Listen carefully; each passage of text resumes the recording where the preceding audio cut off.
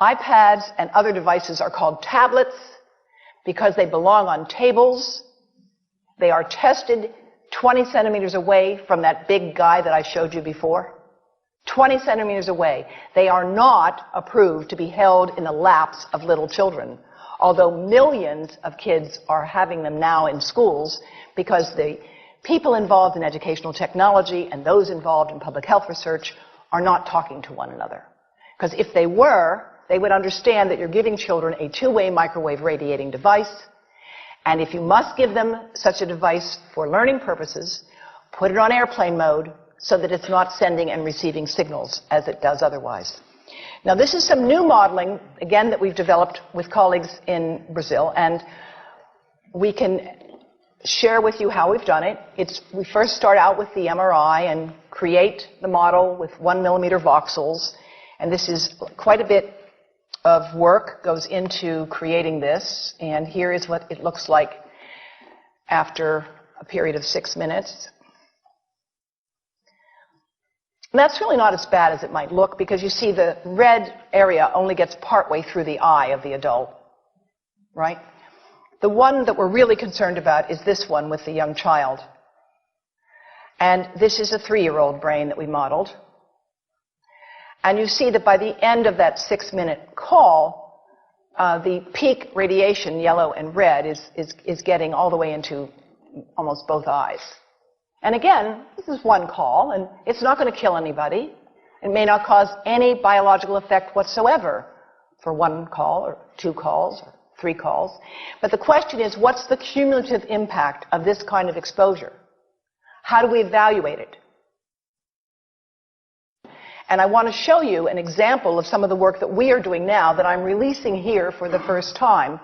And this is a modeled microwave radiation dose of a 6-year-old with greater levels to the frontal and temporal lobes, eyes and cheek. And watch this here. Now, yellow, white, and red are the hottest, all right? And if you look carefully, you will see it's going into the eye, the nose. Do it again, just so you'll get to see it. And partly into the brainstem.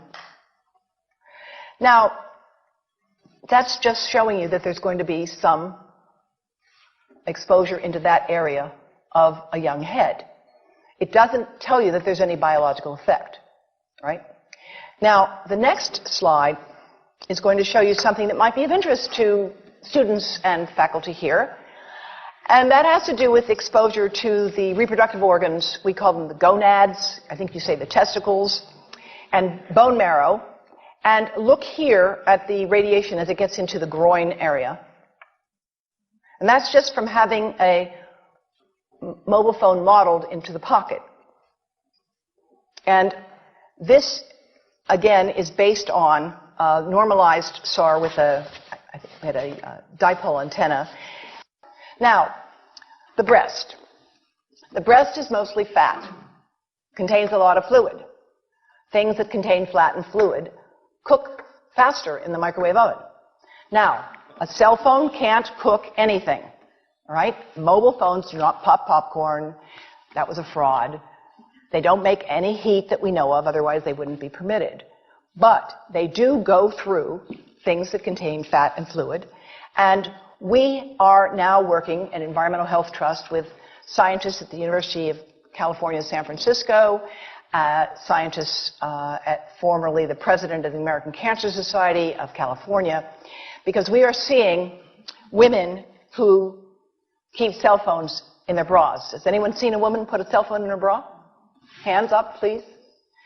Please tell them you've heard now why they shouldn't do that. And here I want to show you our first case report from 2009, and we now have many more. This was a Chinese-American woman who used her cell phone 4 hours a day in her bra for 10 years while she was driving. Now, and you drive with a phone on your body. The phone is smart. It's going to go from one tower to another, and it's going to say, here I am, where are you, here I am. And it's going to be going to max power each time it moves from one cell tower to another. And there it was right next to her chest. And the tumors that developed right under the antenna of the phone. unusual tumors. But in the meantime, people have a right to know how you can minimize exposure. And again, I think this information is available on our website, will be available on yours. Remember, if you have to give a phone to a child, put it on airplane mode. And think about this. That microwave oven, it works because there's a metal box around the microwave signal, and the signal pings all over the place. Next time you get into an elevator or a train for any length of time, put your phone on airplane mode. Otherwise, that signal is going all over the place, magnifying and coming back. Keep the mobile phone away from you when it's on and you are asleep. Now, it takes a village to do a lot of things. These are some of the people whose materials I've used today with their permission, and I can't read this list to you, but I want you to know that I feel really honored to be working with some of the most talented people in the world on this issue. And they have given me permission to share these materials with you. And I leave you with this thought from Albert Einstein. The world is not dangerous because of those who do harm, but because of those who look at it without doing anything. So, thank you.